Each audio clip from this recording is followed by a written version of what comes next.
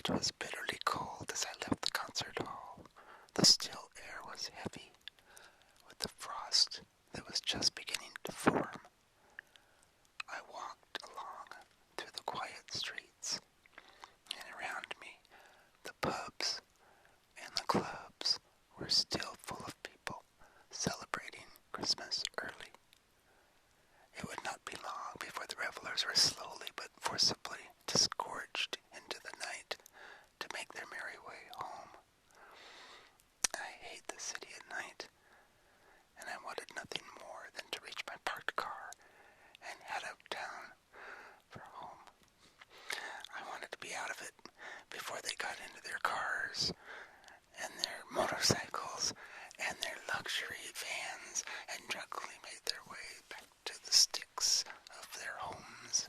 I wanted to be away from them as quickly as I could. The concert had been uplifting, the music swelling and fulfilling. Now, though, outside in the cold, I hurried across the tram lines towards the car park. My route crossed one of the streams that flows, tamed and soiled, through the city center. Stone walls and buildings, tunnels and bridges, guided its heavy flow as it swept darkly along to God knew where. I paused for a moment, looking at the water. It seemed oily, almost, but for all the seemingly vicious quality, it appeared to be racing along swiftly.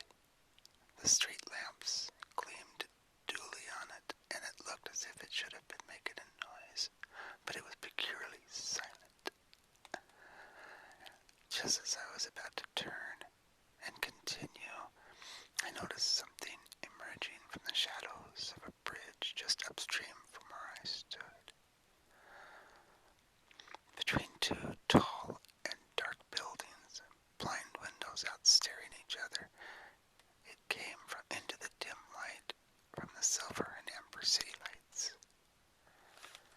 It was a boat, a wooden one with a tall stern post. Straight as a die, it came down the middle of the stream, but the motion of the water beside it suggested that it moved slower than the river. As it left the shadow of the two buildings, I saw that the boat was filled with white flowers, camellias or lilies or something similar, and lying on them in a posture of repose was a girl. Early to mid-20s was my first impression, followed rapidly by the thought that she must have been bloody cold wearing that thin, white, shiny, silk-like material. Just looking at her made me cold, and I shrugged my coat up around my neck. She had long, dark hair that spread out all around her shoulders, and her skin was almost as white as the flowers that surrounded her. I was just about to pass it off as a student prank or some dumb stunt to do with Christmas when I noticed, she was closer now, that there were 2 coins, pennies from the look of it, on her eyes.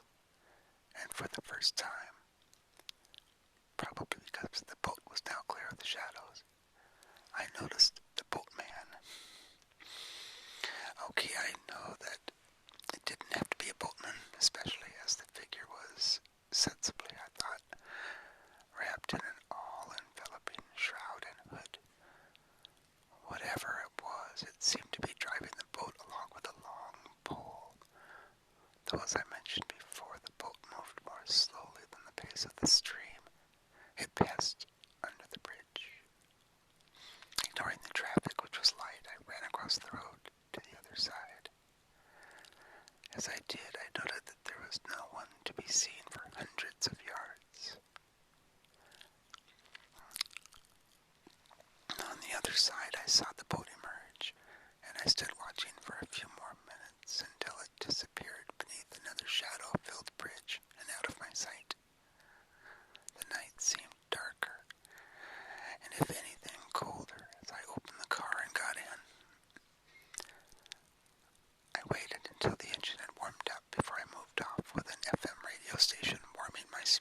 with some rock music. I was stunned as much as my own reaction to the crash when it happened, as much as to the actual event.